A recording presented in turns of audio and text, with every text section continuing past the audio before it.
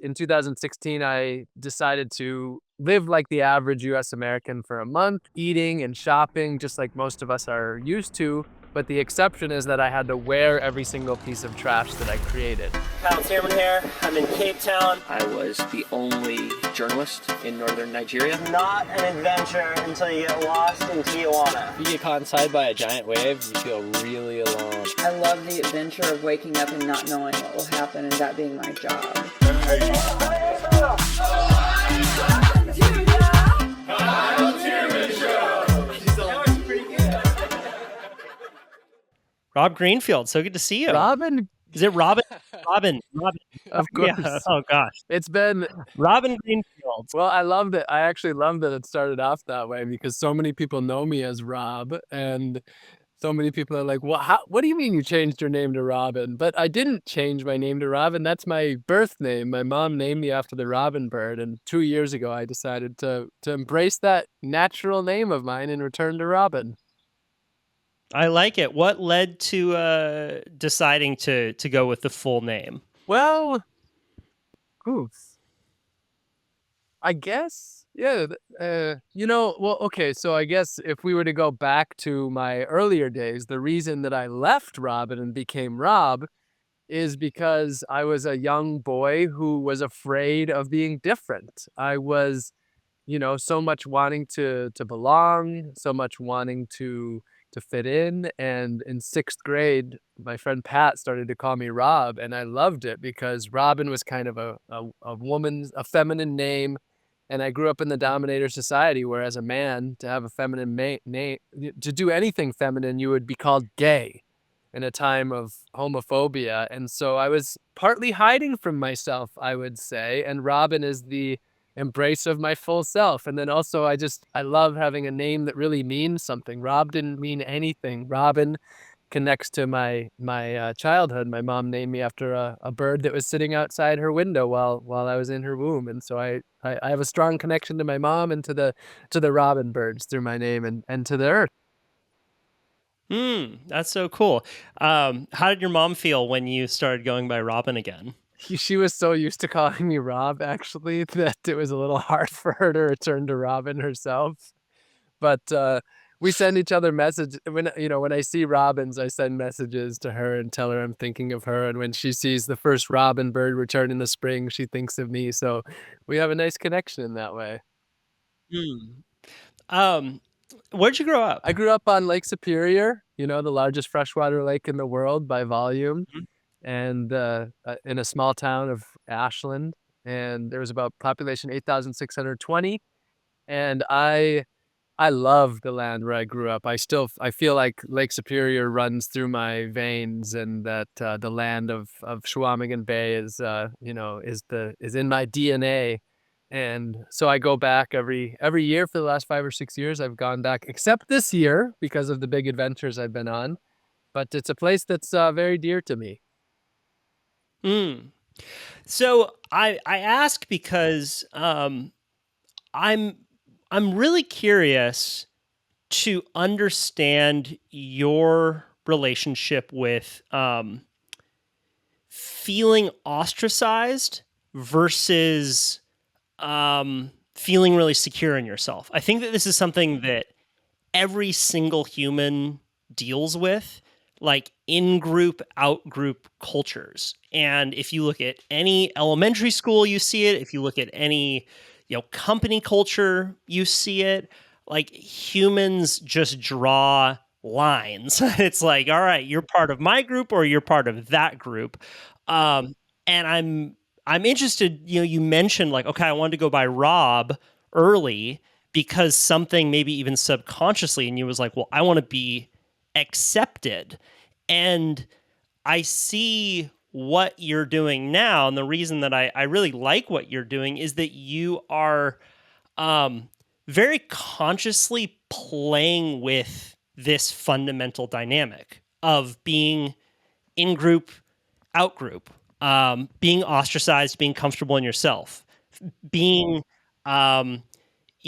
really high status in some circles where people are asking all these questions and you have all these answers, and then being mistaken for a homeless guy. So which I think that most people don't get to consciously kind of flex that muscle in the way that you have, and I would imagine that you have a very developed relationship with that feeling. So I wanted to kind of take it back to that childhood of like your relationship with feeling ostracized as a kid. Do you remember any moments early on where you're like, "Whoa, I better not do the weird thing," and then slowly becoming more comfortable with doing? I mean, I use the word Yeah. weird in quotes. Um, Yeah. but yeah, I'm gonna let you go Yeah. from there. But let's start early with your relationship to Sure, that. absolutely. So I grew up in like I said, a small town. It was 80, 90% Christian or Catholic. And my mom's Jewish, so I was born Jewish. And so we were an outsider in that regard. We were one of only 3 Jewish families in the town. My dad wasn't around, so it was me and my mom and my 3 siblings that were born by 3 different dads. So we were very low income. We lived in a house right on the one of the main intersections, 3rd and Beezer, and there was paint chipping off the house, like where everybody could see it. We had a rusty car.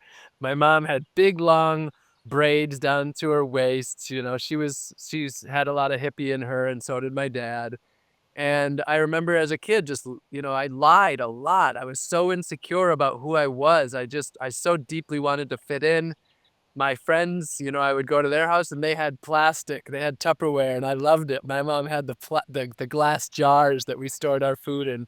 I just so deeply wanted to be normal and to fit in. And looking back, it was, as everybody, all of us, I believe, are trying to meet our basic human needs. And at the core, for so many of us, it's to be loved, to belong, to be seen, to be heard, for community, for connection. I think most of us are operating based on that every single day underneath, where we don't often know it. So for a long time, I was in that balancing act, and I loved the earth. I grew up, just my favorite thing to do is to be out catching the frogs and turtles and fishing. And if I wasn't out doing that, I was at home reading National Geographic or watching fishing on TV or learning about animals in different ways. But at the same time, and so I yearned to maybe become a marine biologist or a professional fisherman.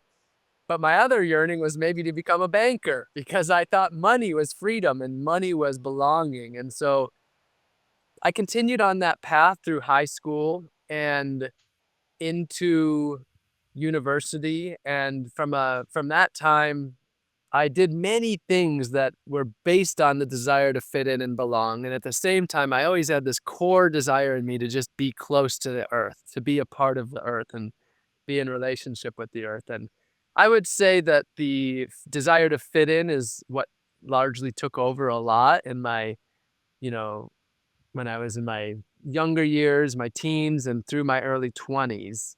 And and that was a yeah, that was a pretty ruling factor in my life that prevented me from, in my earlier days, pursuing what was the most important to me. And that resulted in binge drinking and, having sex with lots of women in a way that was like very focused on my status, how I would look to the outside world, and, my clothes and my car and etc. So that was a lot of my earlier life, from childhood into my early 20s. Mm. What was your so I have this is a new thought. So I had this guy on my podcast. He's a comedian named Brent Pella. Really funny. He does all these kinds of skits, both kind of poking fun in a light humored way at crazy things that the left does and crazy things that the right does. And I asked him, I said, it's really impressive to me that you have not succumb to tribalism, because it would be so easy for you to be accepted on one side or the other. And I see a lot of entertainers just say, all right, this is my group. I'm going to go here. I can get more famous faster doing that. And he said, I appreciate you saying that. And I probably could be more famous if I was just the right wing or just the left wing guy, but that's not me. And he said, one thing that I think has allowed me to be able to stay comfortable in both spaces is a solid friend group. He's like, I have really good friends that don't really care, what I do or what I believe. And I've thought about that a lot since he said that, because I do think that having solid friends can make you feel safer to explore different ideas without being afraid that they're going to ostracize you. What's your relationship with that? Yeah, I mean, that's very important, and mine is, I do have very close friends, but I would say for me, it's the much bigger picture community aspect. So, to give so basically in 2011, that's when I woke up. I realized the life that I was living was a delusion, that it was just lies sold to me by corporations and by government, and that the truth is behind every action I was taking, there was such destruction of the earth, the plants and animals, the humanity that we share this home with, the food I was eating, the car I was driving, the gas I was pumping in the car, the cheap stuff I was buying, the trash I was creating, the money I was spending. It goes on and on and on. And so I realized that this whole concept of normalcy is a delusion. I realized that most of our lives are based on delusion. And so for me, I'm grounded in the pursuit of basic truth and in living a life of integrity. I'm sure you've been inspired by Yvon Chouinard. He was one of my early inspirations, and he brought this idea of the responsible company, but also the responsible human, just taking responsibility for our own lives. And so I'm very grounded in this concept of taking responsibility for my own life. And whether people like me or not is not the most important thing. It's whether or not my actions are causing destruction and suffering to the world or are creating harmony. And that said, over the last 10 years, I've successfully been able to share this message with many people, and many people have been very positively influenced, and they share consistently that they're living different lives because of me bringing up these concepts and sharing with them resources of another way. And so what keeps me going is that so many people, I have such a large scale community of people who deeply care about the earth, who deeply care about life upon earth, and where we're on this journey together. And so, as far as social media goes, some people's social media is a place to make money, or a place to feed their ego, or a place to, maybe have a sense of belonging. But for me, social media really is community. I really have a deep connection with thousands and thousands of people through my social media pages, and that really keeps me alive and keeps me going. And definitely close friendship is very important as well, but equal to that is just this much bigger community that I've built in my life of people who are on this mission together, and from people who are just doing a little bit to people who have dedicated their whole life to it. Mm. You have said, and I've heard you say in a few interviews that what you're doing is extreme, and you do it to gain attention for some of these concepts that you are sharing. And I think that it's good that you're acknowledging that like you are doing things to turn the volume up around some of these issues. I know a number of people that do that. For example, the Yes Men. They're an activist group that will kind of do these stunty things to raise awareness around issues, right? Like they did a really famous one where they posed as a representative from Dow Chemical, went on BBC, and basically said that Dow was going to be liquidating many of their assets and donating the funds to the families of this chemical explosion that they had caused in Bhopal, India, and they had not given any of the money to families, and it caused the stock to drop billions of dollars in 10 minutes. And they're like, yeah, what we're doing is extreme. It's going to make people mad, but we're trying to point out a larger issue that's going on, and that's what's required of this. So you've done a number of kind of, I don't know if you would classify them as stunts, but how do you come up with these ideas? How do you come up with the idea of like, okay, I'm gonna, and maybe just walk me through an example of one of them, of how you're going to execute one of these ideas in order to turn the volume up around an Yeah, issue. so absolutely, and I'll say that I do think stunts is accurate, but at the same time, it's important for people to know that this is me genuinely living my life. I don't embark onto anything that's not something that I am truly immersing in learning and growth and expansion, and most of my stunts are me exploring in a way where I'm living. So I'll give two examples of that. The first one is in 2016, I decided to live like the average US American for a month, eating and shopping just like most of us are used to.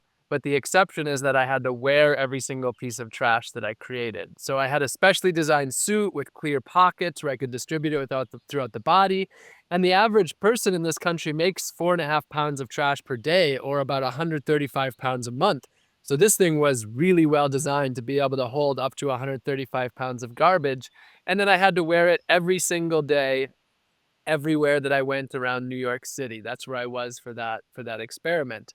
And so how that experiment came about was actually in parts inspired by Morgan Spurlock's Supersize Me, where he had ate just McDonald's for 30 days, and I saw how successful he was. And so I said, how can I take this and adapt it to an environmental issue that's dear to me that I want to bring attention to? Now, if we go to one other one, that would have been in 2019. I did 1 year of growing and foraging 100% of my food. So 1 year of stepping outside of the global industrial food system that doesn't, that I don't stand for, that has so much injustice and inequity and destruction involved in it. And to step outside of it and grow and forage every single bite of my food for an entire year, down to the salt, the oil, the spices, the calories, the fat, the protein, everything.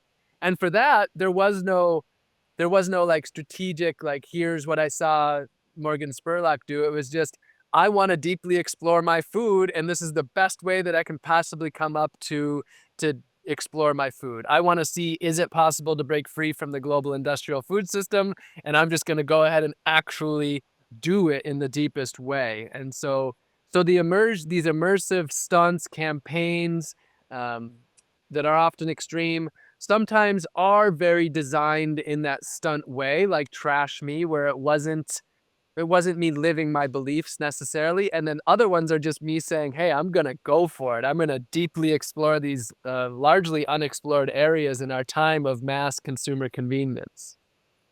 Mm. Has there been any experiment you've done that forced you to change your mind about an issue, or change your mind, or sharpen a perspective that you did not hold going into the experiment? Interesting. I would say the thing about the way that I explore the world is I don't, what I do is in some ways I act sort of like a sponge, soaking in the knowledge and soaking in the energy and the existence that changes me at my core. So, for example, with growing and foraging all of my food, the former reality just kind of dissolves away, and then the new reality of being deeply connected to my food versus the past of being disconnected just slowly becomes me. And then, my current experiment that I've been here in Los Angeles, where I gave away everything, and I'm sure we'll end up talking about that a little bit. Right now, it's like, here I am existing without a single possession to my name and with no money, but it feels utterly normal for me. And I'm just existing in this state of exploring non-ownership and non-monetary living. And I have this ability to take what to others is so abnormal, so unusual, so extreme, and to be able to live in it in a way that feels just utterly basic and simple and normal to me. And so nothing comes to mind exactly with that question because I think I just slowly have transformed myself in that way. That's what comes to mind for me. Sure. Well, how about let's take the inverse of that question. What do you think are the misconceptions that people have Oh yeah, about well you? that's a long, long list. There's so many. I mean, one of the problems is that, you know, the content that I create that goes viral is usually short form content that only explores a, you know, one aspect. And what I'm doing is I'm exploring the deepest realm of our existence to the best of my ability, questioning a lot of the unquestioned constructs of our society. And this requires deep critical thought and deep self-reflection um, and that's not where most people are going on social media. So there's so much assumptions. Like, you know, for example, I've made a lifetime commitment to not getting wealthy off of sharing my message. I've committed to actually earning less than the federal poverty threshold each year for the rest of my life. And there's so many people that look at me and they think that I'm getting so wealthy off of what I'm doing. Whereas I actually have also committed to donating 100% of the media income from TV shows, books, etc., directly to nonprofits doing the work. So it's so the opposite. There's also people who look at what I'm doing right now, especially, and they think it's one big ego trip. And I get it because I'm talking about myself because I'm exploring my own mind. And yes, ego plays a role in it. Absolutely. I do believe that, you know, all of us are operating some place of ego. But the reality is that through these deep practices, I've actually been successfully dissolving a lot of the ego and breaking free and humbling myself more. So there's a lot of that, you know, people assuming that all I want is attention when you see me doing these stunts. And it's like, yeah, I'm creating attention to understand that the way that we live causes such destruction and that a new way is possible. And I use myself, my life as a message, but it's not about it is about me in part, but it's just a fraction of that. So, you know, those would be some of the things that come to mind. But lately, especially with my current project, there's so many. There's so many. Mm. Um, so tell me more about this commitment to live below the poverty threshold. How did that come about, and how does that commitment take shape? Like, well, literally, did you sign a contract with yourself? What does that Yeah, look so I like? first started to make vows in 2015, and some of the vows are lifetime vows, and others of them are vows that I make for 4 years. And what I do is I renew my vows in alignment with the federal presidential election cycle. So they're 4-year vows in alignment with that. So my last vows were about 3 months ago or so. And I'm the only one who's responsible for keeping myself accountable. However, I publish these online and I share them publicly to keep myself accountable. So thousands and thousands of people know I've made these vows and I'm going Hmm. to keep them. And so these vows are designed to do numerous things. One, they are designed to protect myself from the the ways in which I could become distracted from this mission, or the ways in which I could be swayed from focusing on integrity and truth. We look at our leaders today, and there is just so much of being bought or getting distracted by sex or material, you know, possessions, and so my vows are designed to protect myself because I'm a human being who's vulnerable, but these vows make a really substantial impact in that regard. And they're also so people can just know, like, I'm dedicated to this practice that I'm in for life. I am never going to be a millionaire. I will always earn below the federal poverty threshold, which that's when I made that vow was $11,000. Now it's up to $15,000 because the dollar changes, but I'm still keeping it at $11,000 for now. And so what that means is that the little bit of money that I earn, which either comes through public speaking or hosting occasional foraging schools or simple living schools, that's the only money that I make. Every other way that I'm involved in money, whether it's, in the past I had a TV show on Discovery Channel, and right in the contract it says the money is donated directly to these organizations and they donate it directly. I don't see a penny. The same with the 4 books that I've written. It goes directly to different nonprofits. And so yeah, the vows are designed to keep me accountable. They're designed to make me the leader that I want to be. They're designed to show what leadership can be, that we can have leaders who practice transparency, that practice truth, that don't benefit financially, that don't take advantage of their position, and they're designed to really help people see that I'm in this for the long haul.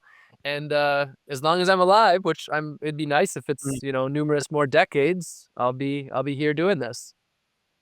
Mm-hmm. I do a thing from time to time when I need to make a commitment to myself called the anti-charity. I don't know if you've heard of this, but you write a check for a sum of money that would sting to a charity or person that you would hate to support. And so I've done that with drinking, where I'll do a 1-year no alcohol commitment. And one of the anti-charities that I supported in one of the past years was ALEC, the American Legislative Exchange Council. They were also a winner of one of the motherfucker awards. We had a comic go up and be support a representative of ALEC. They go into certain communities on the municipal level and make things like plastic bag bans illegal, and it's remarkably effective how an anti-charity can direct decision making. I've always been afraid to do anything longer than a year, probably for the same reason that I don't have any tattoos, that I'm afraid that my interests will change. And the older I get, I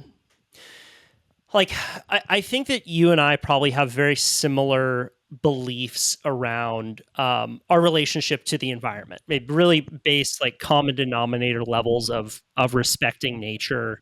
I support a number of environmental organizations. I've done a lot of work to kind of turn the volume up in my own way, lighthearted way, to get people to kind of care about this stuff.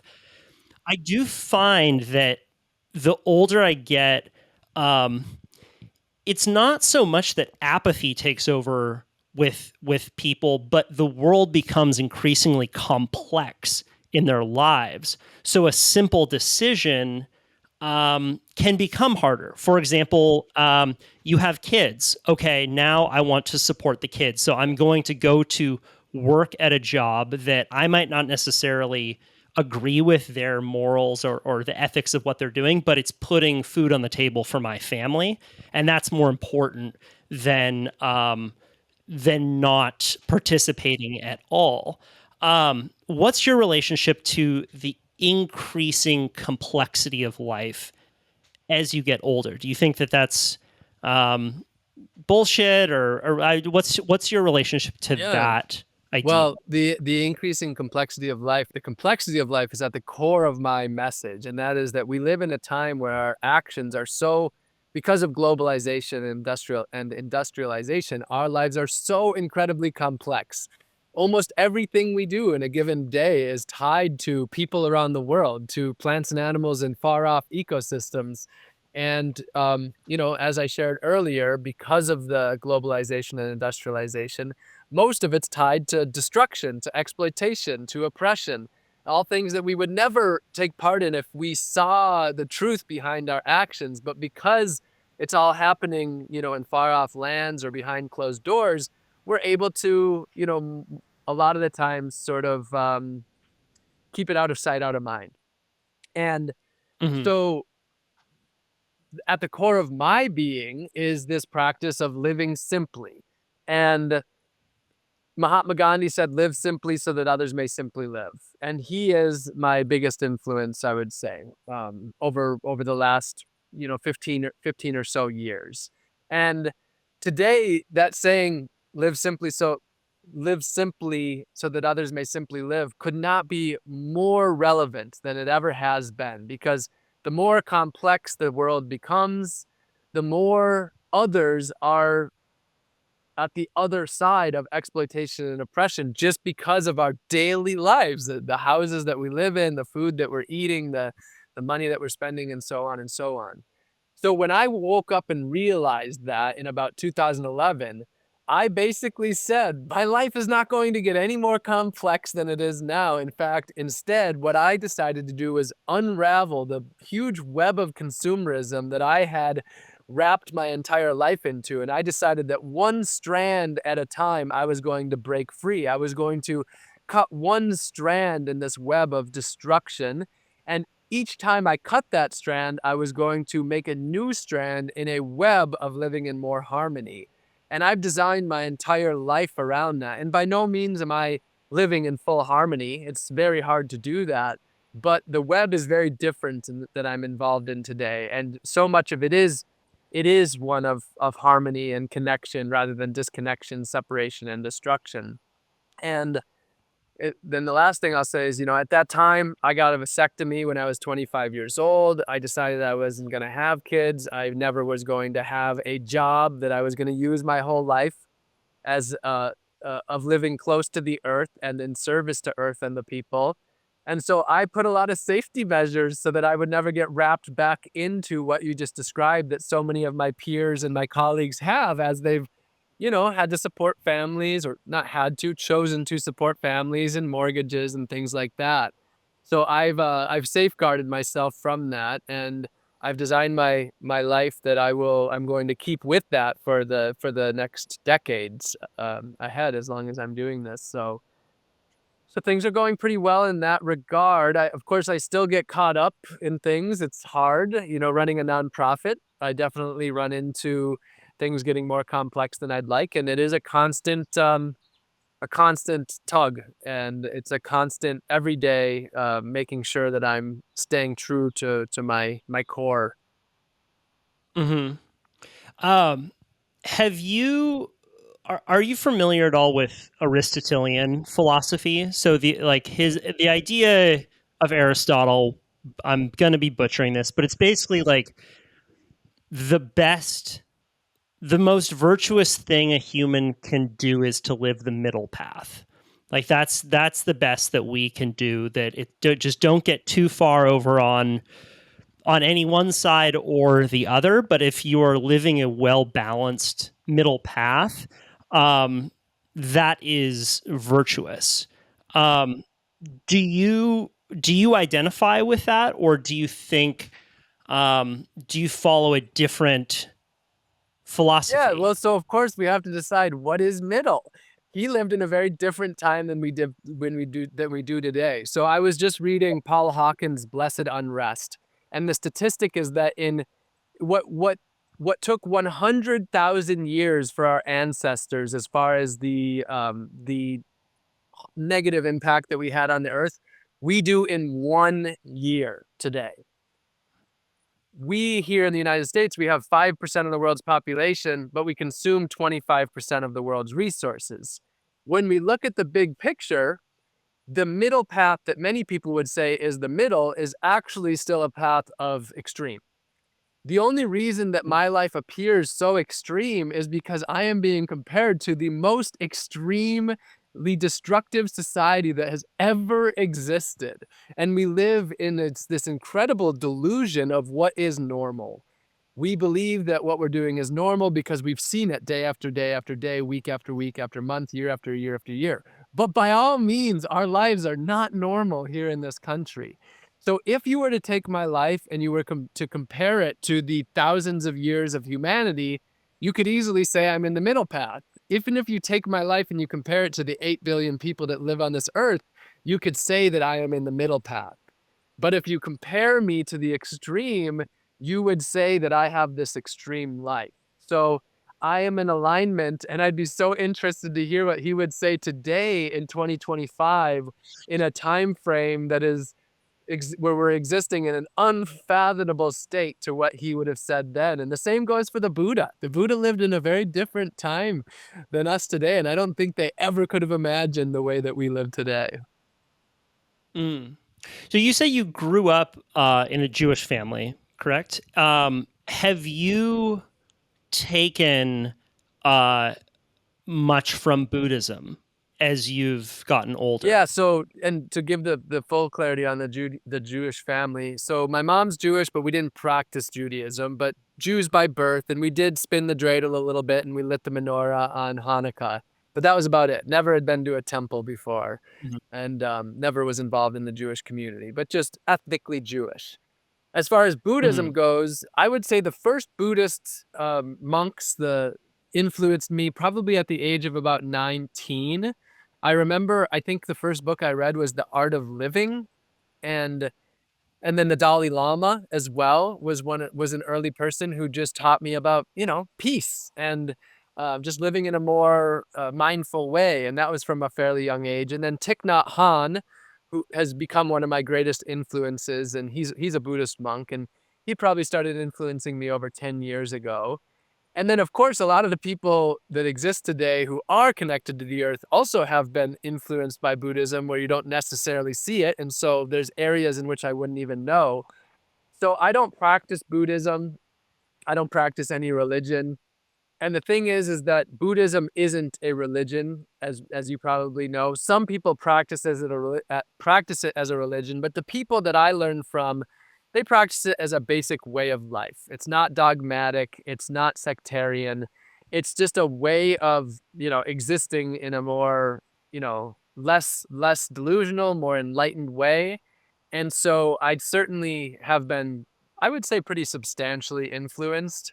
And then the last thing I'll add is that about 2.5 years ago, I started the practice of Vipassana meditation, which is the 10-day silent meditation. And I've done that winter 2022, 2020, or the last 3 years now. And that's been, that's the direct teachings of the Buddha on how to become enlightened. Not that you become enlightened in 10 days, but basically how to shed a lot of the programming and to live a more harmonious way in our own minds and with the world. And that's been deeply influential. And all that to say, again, though, it's like, it's not a practice of Buddhism even in that regard. It's just a practice of learning the basic things that the Buddha taught, which he himself, as far as I know, did not desire to have any religion. It was just some basic teachings. Mm. Let's talk about homelessness. My mom grew up, when I was growing up, she was the director of a homeless teen center. So a lot of my exposure early on was to meeting kids that were just a little bit older than I was that were out on the streets. And I had this kind of exposure to it that was, anything that you have a lot of exposure to as a kid is going to influence your thoughts about it later in life. And I've continued to stay kind of involved with that issue. I would say if there is a kind of an issue that I continue to think about often and, try and volunteer here and there, it is homelessness. What has been your experience being, mistaken for someone who is homeless or just, I would say like, let me see where I'm going with this question. Like, did you have any epiphanies about society's kind of thoughts on homelessness as you've kind of experienced this more deeply?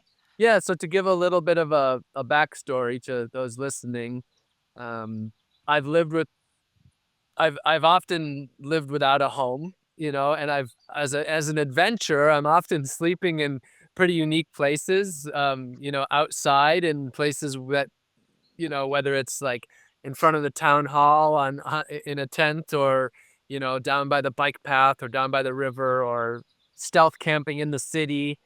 And so I have a long sort of history of not having a home and sleeping in places where you would be potentially, someone would see you and think that you're homeless.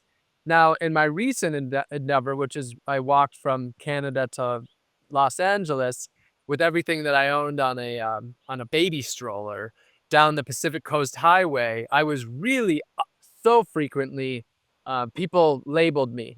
So many people assumed they would say a bum or a homeless person. And there was a lot of people who thought I was a tweaker. They thought I was doing drugs. There were a lot of people who were afraid of me, just thought I was up to no good. And the fact that I'm now 38 years old, I'm sort of middle-aged, and I'm walking down the highway with a cart full of everything I own. I get it. Like most people that they've seen pushing a cart are people who are experiencing homelessness. And so I'm often grouped into that. And then the last thing to add to that is that now I'm on this experiment of noun ownership, where at the end of that walk, I gave away everything. I arrived in Griffith Park in Los Angeles, gave away everything I owned down to my clothes, my computer, and my money. And I slept in Griffith Park. I just borrowed a sleeping bag and some clothes and some basic things. And I slept in Griffith Park. And so basically, it's very, very understandable that people would label me as homeless. And so there's a couple notes that I'd like to make. One thing that I've seen is that homelessness is a concept. And this comes through talking to many people who are living outside who would be considered homeless. And sometimes they consider themselves homeless and sometimes they don't.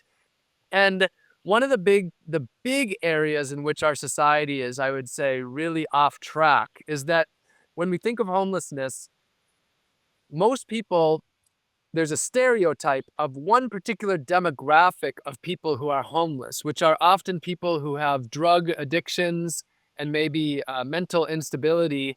And so they're very visible. You can see them on the street. They might have a shopping cart. They might be making a mess. They might be yelling or screaming. And so, but the reality is that's just a percentage of the people who are experiencing homelessness. Now, to take that further, we walk past people who are experiencing homelessness and we don't even know that they're homeless because they have things together. They might even have a job sometimes. They might be in and out of homelessness. They might live in a vehicle or they might sleep on the streets. I've met people who I never, ever would have guessed that they are living outside, that they're homeless, that just, they're all well put together. And well, I don't want to say well put together. That's a label, but people would perceive them as that. And so that was one of the biggest misconceptions with this current experiment I heard. And when people would say those, like, how could you be homeless? You're clean. It's like, what I realized is that tells more about that person and their disconnection with the experience of the hundreds of thousands of people who exist without a home in this country. And so I would say that I think one of the most important things to realize is that I do think that people who are homeless are the most othered group of people in this country. And the way that Right, I would agree. the way that we can see that is we have a label, the homeless, it creates this distinct separation. And so my encouragement to people would be to see that people who are homeless are just as diverse as people who live in homes, and that we're nowhere near as separate as you might think. And that's what I've experienced in my time of, I've spent a fair bit of time just outside with people who are experiencing homelessness, and that's what I've seen. It's just they're just as unique and diverse as people who live inside of homes. And the last thing I want to say is that the people who live inside of homes have just as many problems as people who are living on the streets, but they are able to hide it inside of their walls. We see their reality, but we have so much drug addiction and loneliness and mental instability inside of people who live inside of homes too. We just are able to hide from it. Yeah, I mean, I couldn't agree more. I think that you made a really good point that the people who are living on the streets are just as diverse as people who are living in homes. And often we don't have a stereotype for someone who lives in a home, right? But it would be interesting if we did, right? But it's crazy that we have that stereotype for people living on the streets. And um, I also, yeah, I mean, I know people who, they were just 1 month away from rent, and that got them out of on the streets. And then there's also people who have serious mental health issues, and that's what put them out on the streets. But it is a range of factors, and often it's just having some level of safety net for people who don't get put in that position. Since you're a philosophical guy, I wanted to ask you about free will. Do you believe in free will? So, do I believe in free will? My answer is I don't know. Okay. Free will is, to me, the concept that we as individuals are actually choosing our operations, which could mean that we're choosing our lives, like we're choosing to be a doctor or a lawyer or a podcast host or an activist or a babysitter or what have you. But also just the concept that we're choosing to lift our arm or to cook food in this moment, the most or open my mouth to say these words in this moment. It goes to that level. And my answer is that I actually have no idea what humans are. I mean, I see all of this, but I know that in so many ways we're living a grand delusion. Just the fact that right now we're moving at hundreds of thousands of miles per hour in multiple directions through different orbits. But here you and I are looking at each other, feeling like we're just totally still. So we know that we're living an incredible delusion at every single moment. As far as free will, how could I know whether we do or not? What I do know is that there's some really profound science that shows that we don't have free will. Like the people who have studied this, they can't see any evidence that we have free will whatsoever. And so that's meaningful to me. I think that's astrophysics. That's the study of that. And then I guess what I would say, though, is that although I don't know whether or not we have free will, I choose to operate under the construct that we do. And the reason I choose to operate under that construct is because, one, it's the only thing I really know how to do, so I don't know if I really have another choice. And two, because regardless of whatever we are, I do value life. Like, I do see human suffering, and I do see the destruction of ecosystems. And I just simply value life. And so it makes sense for me to operate in a way where my life embodies that value, where I improve quality of life as we know it and don't decrease quality of life as we know it. So I choose to operate under that construct. But again, to say like, we could be living in a simulation theory. If we are, then what is free will? There could be other dimensions of existence out there. There could be other planets with human beings on them. This entire thing could be some grand delusion. I really don't know what we are or where we're going or where we came from. I'm sure that some people, probably more on the internet than in person, become hostile towards you. And I find that people tend to get hostile when they feel threatened.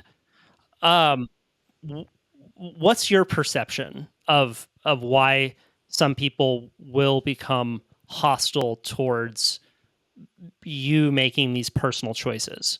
And I'll also say, like, I've noticed even in this conversation that you're using the word "I" quite often, and I don't know if that's conscious, but you're not. I haven't heard you say "should" very often, which is making me feel less threatened, right? It's making me feel a bit less judged, even though there is, I do have some fear of like, oh, is this guy judging me for having a job? And, I work for corporations and, I help sell stuff. I would be lying if there wasn't, a certain background mode going in my mind, purely because of how you're living your life, right? It's actually nothing that you're doing, but I'm noticing that. And I also like you, and we've crossed paths a number of times, so I'm trusting that that's not going on in the back of your brain, but it's interesting for me to notice it within myself. Even like we have a good relationship, and I'm already being like, fuck, does this guy think he's better than me? Does he think that I'm blowing it or I'm less ethical in my life? Like, and I would imagine that some people are less aware of that conversation happening in their brain, and they're purely just like, fuck you, but what's your experience with that, with people becoming hostile towards you? Yeah. Thanks for bringing that up, and thanks for sharing what's like really going on inside of you. And I think that's really helpful because I'm sure other people have been experiencing that potentially that are listening to this. So I'm grateful for you bringing that up. Yes, I do experience a lot of people who are calling me names, who are they seem to be angry. They doubt me greatly. They think it's all a lie, all some sort of con. Especially lately with this experiment of non-ownership, where I've been really questioning our basic societal structures to an even greater degree. I've been getting even more of that. You could say hostility. And so, couple parts. First of all, what's really going on for them that would result in that? And how do I work with that? And then, do I judge? Those would be three of those, three aspects that come to mind. So, first of all, what's going on for them? I think it is often people are needing to be understood. They're needing to be seen or heard. They're needing to be acknowledged. They're needing safety, belonging. And a lot of that is potentially threatened by my questioning their basic norm, their basic comfort. When I say that the way we live causes great destruction, that is very, very vulnerable, because that would mean they either have to accept that, okay, the way I live causes destruction, or they can not accept it and then project outwards to bring me down so that they can still feel comfortable in their lives. So I do think that a lot of it is a protection mechanism. I'm just noticing that my battery is about to die. I think I need to adjust this real quick. We are continuing to record. You were Sure. on a roll. Yes. Go for it. I was afraid that you were judging me. Oh, yes.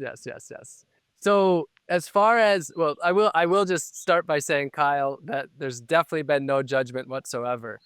I will be honest, though, that when we first met, I judged you, and I think I was intimidated by you or jealous like 10 years ago, 12 years ago. I remember that, and I'm so glad that, in this conversation, I'm seeing that's a thing of the past. So I will say that in my life, I have done. Yeah. Question, what do you think you were jealous of? What do you think was your judgment when we first, and when did we first met? I think it was, remind me of exactly this. I think it was 2013, 2014 time frame. And I think what it was is that we were both new in our journey of environmental activism and in being public figures. And I was in my earlier years very much still in the realm of competition, that when other people are doing better than you, you go to this place of potentially jealousy or making up stories in your head to bring them down, to lift yourself up. And I grew up in this dominator society where I did live in a very judgment, right or wrong, good or bad, better and worse type of way. And so in the early years of my activism, if people perceived that I was judging them, there was a good chance they were correct. Now, today, if people perceive that I'm judging them, the vast majority of the time, it's something going on inside of them. And it's nothing to do with what's actually going on inside of me. So one of the reasons for that is I have found that judging people does not serve my mission whatsoever. judging others only decreases my quality of life. And that if I'm judging, all that says is that I have not developed my own mind to the place where I would like to be. I suffer the most from judgment, more than the other person, but also as a person who desires to be effectively of service in creating societal change, judgment does not accomplish that. Judgment creates separation, it creates disconnection, it creates defensiveness, it puts up walls. And so in no way, shape, or form does judgment benefit myself or benefit this mission. So because of that, I've dropped it. And I still do judge, but when I do, I say, oh, look, here's a judgment. And I don't hold on to it.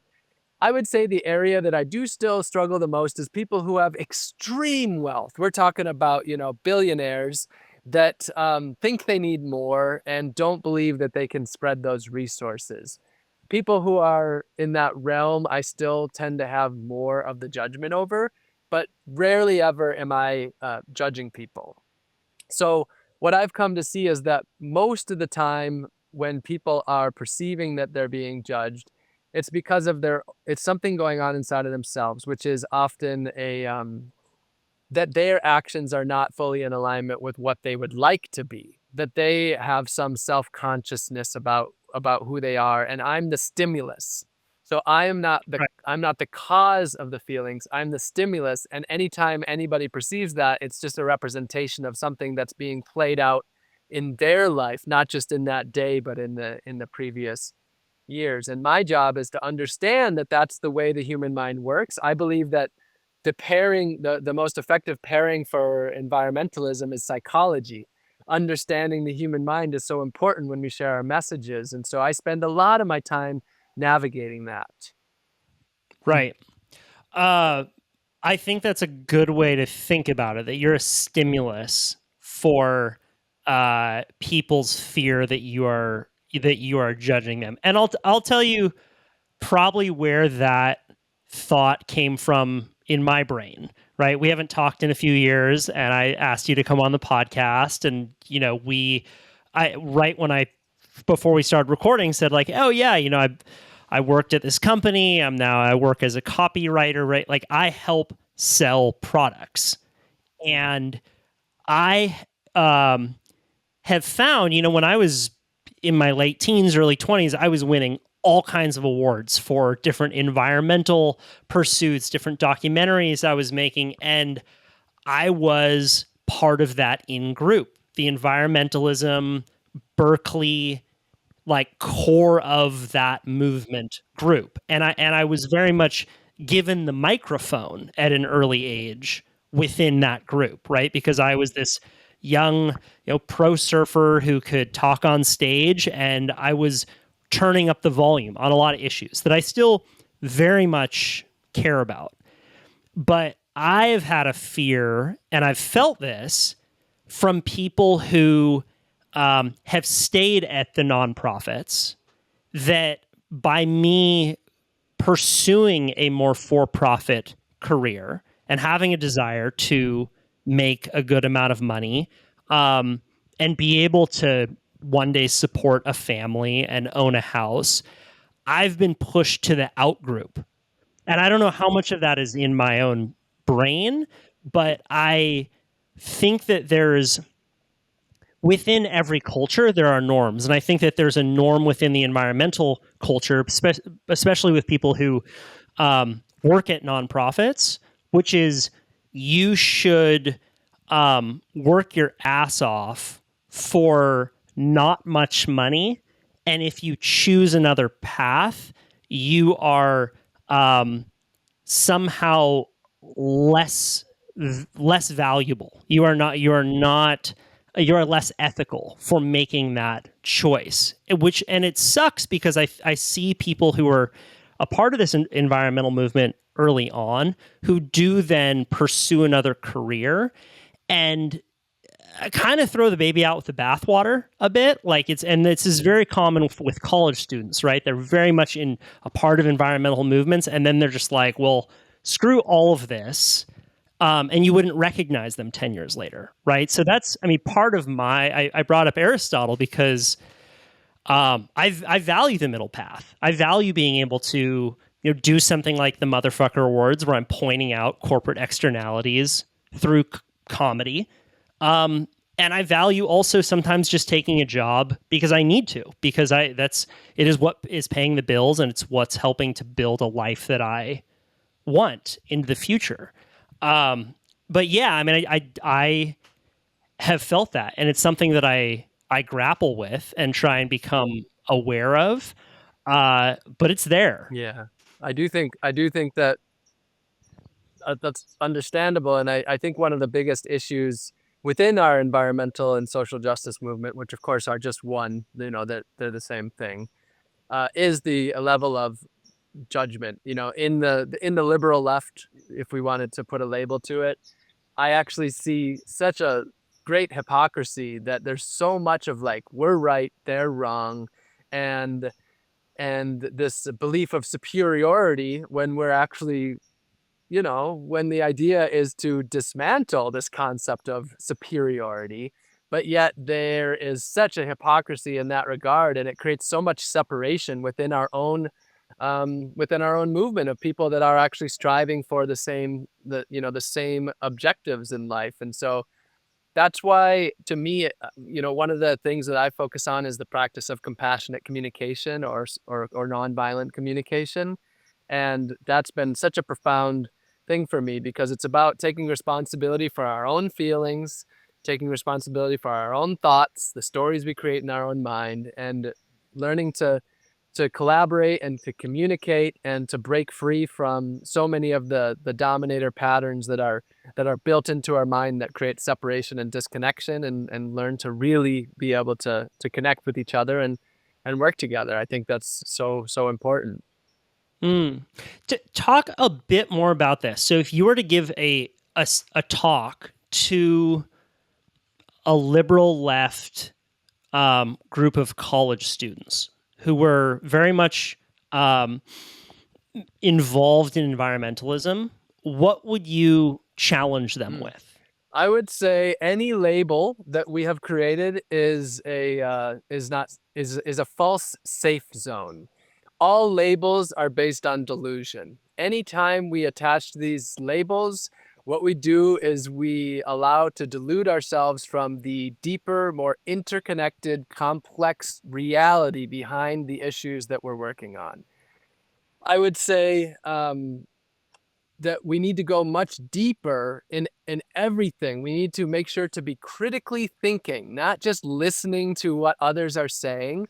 I'm an advocate for basic human rights. I'm an advocate for the rights of the earth, rights of the plants and animals. However, if I were to just blindly follow what the I would say, a lot of what's the mainstream in the environmental movement, I would be going down a path of incredible delusion. So question much deeper, critically think, prepare to be deeply uncomfortable, and do a whole lot of inner work. Like, we need to do a lot of inner work, because if we don't create the environment inside of ourselves that is one of harmony, we're never going to be creating that outside of ourselves. Those are some of the key things that come to mind for me.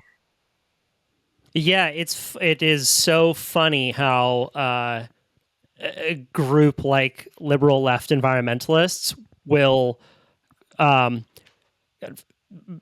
say, we don't want any of this status, we don't want any of the, these group think, and then all of a sudden, if you're not aware of it, and you're not doing that reflection, that self-work, you become the exact thing that you claim to be fighting against. Yeah. And it's interesting that you have become, this conversation started with comfort feeling ostracized, right? And I can only imagine that a lot of the people who are fans of you are part of that group that you are talking to and talking about. How often are you bringing these kinds of concepts up in your talks? I would say it's an interesting place to be. I, at the core, am a human being who desires to just simply not destroy the earth that we live on. Like, that's not that radical, right? Just not destroy the planet, maybe? Yeah. But the reality is that everything is interconnected. And if we as a humanity don't learn to get along, the earth will always suffer. As long as we are at war with one another, ecosystems will continue to be bombed, plants and animals will continue to go extinct. As long as human beings are void of really knowing ourselves, as long as we are incomplete inside, we will always be yearning and on an insatiable quest for more. So the only way that I really see that we'll ever come out of this is if we find wholeness and completeness within. So over the years, I have somewhat begrudgingly spent more of my time talking about relationships between one another. And and sometimes I almost feel like I get lost in it, but it's so deeply important that we learn how to get along. The military industrial complex is the greatest environmental threat that we have, probably. War is potentially the greatest environmental threat we have, along with just runaway consumerism, all because we don't love ourselves as much as we could, all because we aren't whole and complete. So that said, I spend so much of my time going into these interesting and these deep, somewhat philosophical conversations around what it is to be human and how we navigate being a human in the times that we live. And I will say I deeply enjoy it. I've always been a generalist, and that is just someone who's really deeply passionate about existence. I'm just deeply passionate about our existence. Yeah, that's that. I do think that if the environmental movement were to turn the volume up on one thing, it would be psychology. Yeah. And relationships with ourselves, relationships with other people, and clear communication, which you're a student of. Yes, and relationships, that's really what I've come to. When I first got started, it was much more individualistic. It was around like self-sufficient living or sustainable living. And I've come to, by listening to a lot of teachers and a lot of indigenous teachers, Robin Wall Kimmerer, Winona LaDuke are a couple of teachers that I've learned a lot from. They really teach about the interconnectedness of humanity and our relationships with the earth. And I've come to see that what's key is understanding that everything we do is a relationship. It's about a relationship with the plants, a relationship with the animals, a relationship with one another. And so that's really what I'm focused on. The other thing that I want to mention is you brought up this whole ostracization. It's such a hard word to say. I've been thinking, I'm like, is I'm like, I just keep going to ostracized, but I think I'm using it incorrectly. Throughout this whole podcast, I've been trying to think through what the correct conjugation of feeling like you're on the out group is what I'm trying to say. So one thing that gives me great comfort is that every leader that I've learned from are people that have never sat comfortably on the inside. And I've realized that if I'm sitting comfortably on the inside, it means two things. One, I have probably sold out, or I have probably lost myself, or two, the world has radically transformed. And the latter, I don't believe is likely to happen. So it's important for me to always sit on the outside. And so I'm comfortable in that. I'm comfortable in knowing that a lot of the leaders that I have been considered, just for example, like I'm not comparing myself to this person whatsoever, but Martin Luther King was a person who stood for basic truth and integrity, and he was considered the most dangerous person in America by the FBI. I'm just an example of how ridiculous it is that our society labels the true peacemakers as the dangerous people to this world. And most of the leaders that I learn from are, never sitting comfortably on the inside. So I take that as a positive thing.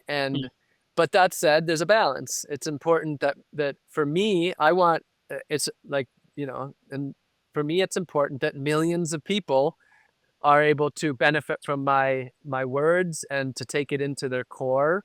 And so that requires a very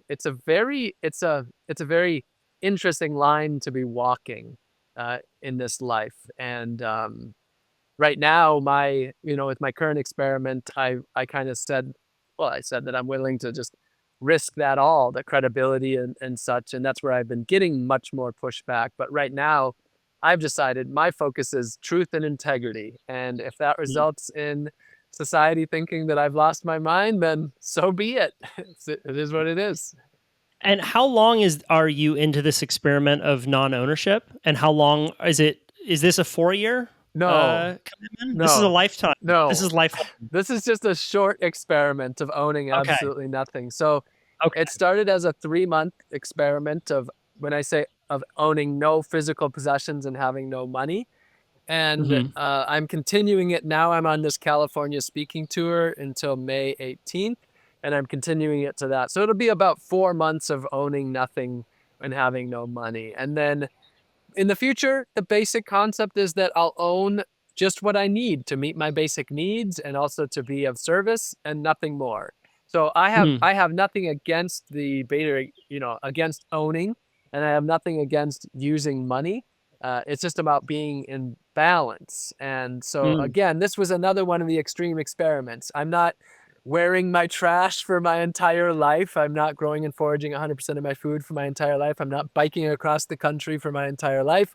And the same goes with this. I will own something again in the near future, and I will have money again in the near future. What's the thing that you're most looking forward to owning? A hand knit wool sweater from a sheep that I know. You know the sheep. You're ready for it. No, I don't know the sheep yet, but I'd like to, for me to, before this experiment, I had broken free from the industrial clothes and I was wearing 100% homemade natural fiber and naturally dyed clothes. And that's Mhm. been one of the biggest challenges, is like being back in name brand industrial clothes, because this is what people have. And for this experiment, I'm dependent upon others. That's the idea. Mhm. I've surrendered my independence for the practice of interdependence, and so that's meant wearing what other people wear. And so I'm so excited to get back into clothes that are the closest to the earth that I can fathom. Mm. Uh, you've mentioned before that, so part of these experiments, the reason for these experiments is to get attention around larger issues, and partially it's just to scratch your own itch of curiosity, something that you want to get to the bottom of yourself. Is there anything on the horizon for Yeah, Robin Greenfield that you're um, excited to explore more? yeah. I've heard the line like, "We write to find out." We write to figure out what we think about a thing. And I Mm. get the sense that you do this with experiments. You practice these 3-month or 4-year long experiments to figure out what you think about it, Mm. not just have it be secondhand Yeah. ideas. Is there anything coming up that you're looking forward to exploring? Yeah, absolutely. So starting this fall, I am going to embark on a year of foraging 100% of my food. So I have done growing and foraging. That included gardenings and growing food. Now it's just going to be a 1 year of eating 100% food from the wild, food that is growing without the hands of humans. And so it's going to be a very deep, immersive experience with the earth. I'm going to really get to know a lot of the plants. I'm going to really get to know a lot of the animals. I'm going to deepen my relationship with the ecosystems in which I'm in. And I'm so deeply looking forward to that, because it's also just going to be just for me an incredible immersion in being a part of this earth and interconnected with this earth.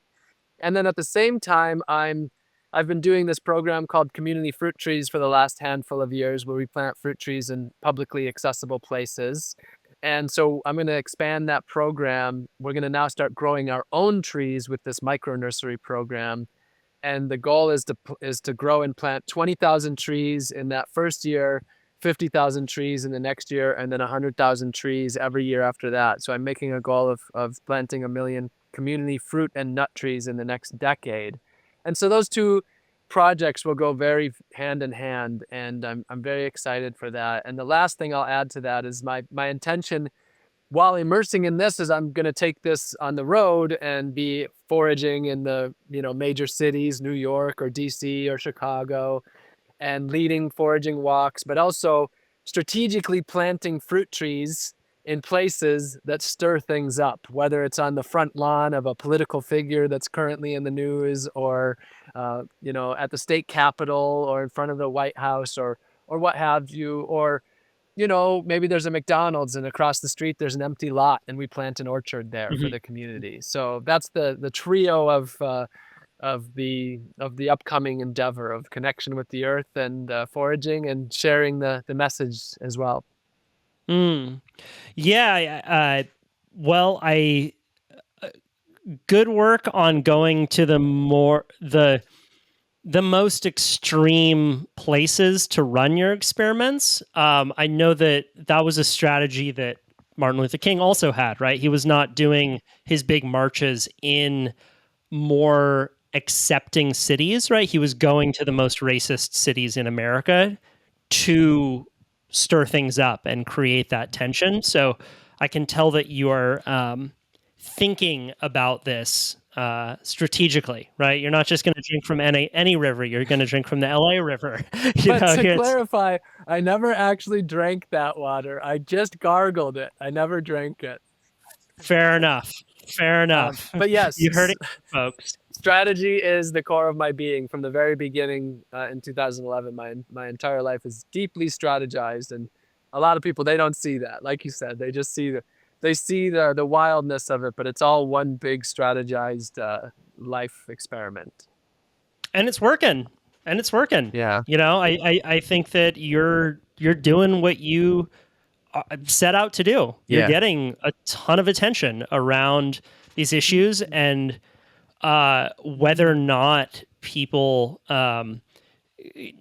decide to make changes themselves, get angry, or just consider, in your words, what little thread they can pull on their life to live a bit more in accordance with nature. I think that it's required. Like, extremity is required for that consideration.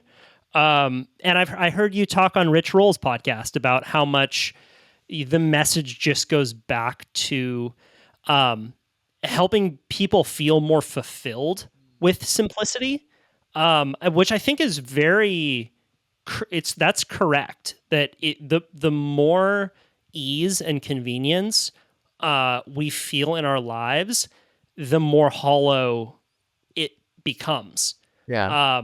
And we really quickly, we forget, and then we continue to go towards further and further off track, looking for meaning. Yeah. In the most extreme examples, people just trying to accumulate billions and billions of dollars for a feeling of safety, often. And I agree. I think that there's a wisdom to living simply, and how human that can make us feel. Yeah. You had brought up earlier that people often get defensive. They think that it's about giving up, but it's not. This isn't about giving up. It's not about creating a hole inside of our heart. It's about finding what really serves us. It's about shedding the erroneous, shedding what no longer serves us, and finding a way that we really meet our basic needs, that connection, that community, that meaning, that purpose, that love, that belonging, and to do that in a way that doesn't take away from others' ability to meet that. So that's what it's about. And I know that the people that are on this path that I'm with, we're not feeling like we're giving up. We're actually feeling like we're living the most rich lives that we ever have. And so that's my encouragement to people, is to look at it that way. It's about letting go of what no longer serves and finding what truly gives us the life that we want, while being of service to others as well. Robin Greenfield, this was such a fun conversation. Yeah. I appreciate you. I appreciate you too. I don't know if I mentioned it, but all of the guests on this podcast get a certificate for a surf lesson. So if you ever want to cash that in, you know who to call. Santa Monica. Okay. Yeah. Next time I'm back in Southern California. Yeah. All right. Thank you so much. People can follow you on Instagram. Is there anywhere else you want to direct people to for all of your adventures? Yeah, just type my name into any of the social medias, and then my website's just robingreenfield.org, and it's a rabbit hole, so prepare to get lost if you go there. All right. Robin Greenfield, thank you so much. Thanks, Kyle.